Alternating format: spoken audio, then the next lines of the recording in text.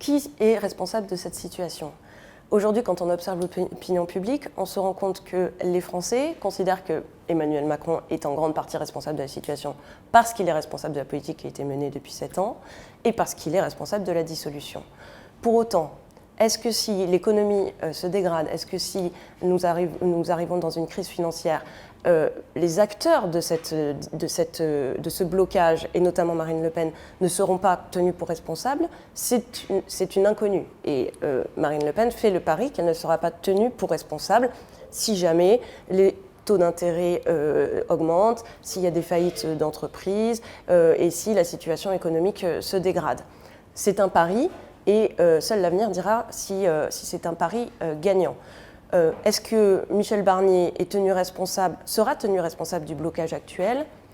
Moi, j'ai toujours pensé que le blocage actuel a 2 causes majeures, qui sont des causes électorales. La première est qu'une assemblée parlementaire qui sait que potentiellement dans 6 mois, elle devra retourner aux urnes et demander à nouveau le suffrage des électeurs, cette assemblée-là ne peut pas voter des mesures aussi impopulaires que celles qu'a proposées Michel Barnier. Et la deuxième raison électorale qui fait que la mission de Michel Barnier me semblait compliquée, ce sont les ambitions présidentielles des uns et des autres qui s'affirment pour 2027, puisque compte tenu du fait qu'Emmanuel Macron ne se représente pas, le jeu est très ouvert, les uns et les autres se positionnent déjà, et ceux qui souhaitent être élus demain à la présidence de la République ne veulent évidemment pas être comptables de la politique qui est menée aujourd'hui. Et donc, ils ne sont pas allés à la rescousse de Michel Barnier. Maintenant, quel scénario pour demain ? Est-ce que Michel Barnier peut être reconduit ? Ça me semble impensable. Parce que Marine Le Pen dirait « vous vous moquez de nous » et puis la gauche dirait « vous vous moquez de nous, on vous dit qu'on censure ce Premier ministre et vous remettez le même ». Ça me semble impossible.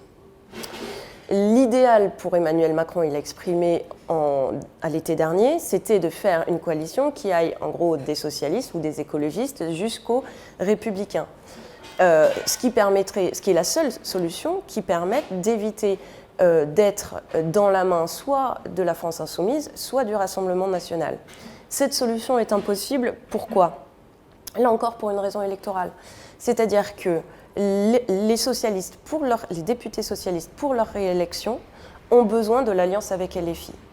Tant que nous aurons un scrutin majoritaire à 2 tours, les socialistes seront tributaires de l'alliance avec LFI pour être élus. Et donc, la seule hypothèse qui pourrait détacher les socialistes de cette alliance-là, éventuellement, c'est d'instaurer un scrutin proportionnel. Et c'est d'ailleurs ce que Michel Barnier avait proposé et ce sur quoi il s'était engagé, car c'est la demande aussi du Rassemblement national. Mais sinon, les socialistes ne vont jamais prendre le risque de gouverner avec les républicains, les anciens macronistes et le reste de la gauche sans LFI, et risquer ainsi de se mettre à dos le parti dont leur réélection dépend. Une fois qu'on a exclu cette hypothèse de coalition-là, eh bien, on voit bien que les scénarios qui se dessinent, ce sont soit un Premier ministre technique.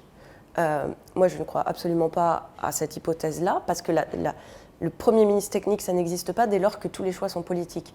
Augmenter les impôts des plus riches, c'est un choix politique. Baisser les impôts des catégories modestes, c'est un choix politique. Donc, il n'y a pas de Premier ministre technique par nature. Il ne serait que l'émanation, forcément, d'une assemblée qui est très politique et très divisée. Ensuite, et en plus, le Premier ministre technique, c'est un problème pour Emmanuel Macron parce que quand un Premier ministre n'a pas de légitimité politique par lui-même, eh bien, il a la légitimité du président de la République et donc tous ses choix et donc toutes ses erreurs seraient imputées directement à Emmanuel Macron. Or, Emmanuel Macron n'a qu'un intérêt, c'est de ne pas être davantage fragilisé. Parce qu'il sait que derrière, c'est quand même l'hypothèse de sa démission qui est systématiquement remise en jeu. L'autre solution, ce serait donc soit un Premier ministre autre que Michel Barnier de centre droit, mais qui serait capable de discuter davantage avec le Rassemblement national que Michel Barnier ne l'a fait, ou bien un Premier ministre de centre gauche qui serait capable à la fois de faire l'unanimité à gauche. On a vu que c'est très compliqué et que la gauche a mis beaucoup de temps à proposer un nom de Premier ministre, donc le nom de Lucie Castet qui est déjà d'ailleurs périmé puisqu'il ne propose même plus ce nom-là. Donc il faudrait à la fois que le nom du Premier ministre fasse l'unanimité entre les socialistes, les écologistes et les insoumis, et qu'en plus, ce soit un Premier ministre qui soit capable d'aller discuter avec le bloc central. On voit bien que c'est extrêmement difficile à trouver. Dans toutes les hypothèses, c'est un peu le mouton à 5 pattes qu'Emmanuel Macron va devoir trouver.